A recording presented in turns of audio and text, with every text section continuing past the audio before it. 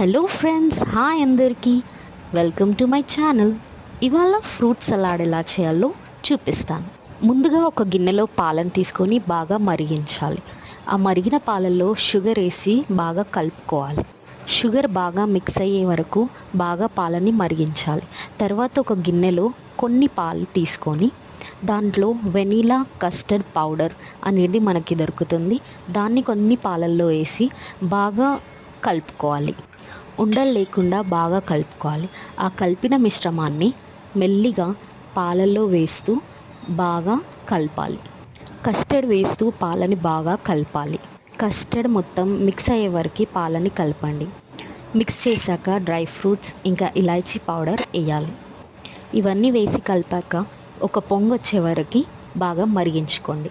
తర్వాత stove off చేసి cool అవ్వనివ్వండి. కస్టర్డ్ మొత్తం కూల్ అయ్యాక అప్పుడు ఫ్రూట్స్ వేసుకోవాలి. నేను ఇక్కడ అనార్ ఇంకా బనానా వేస్తున్నాను. మీరు మీ ఇష్టంనే వేసుకోవచ్చు. అంతే, సింపుల్గా ఫ్రూట్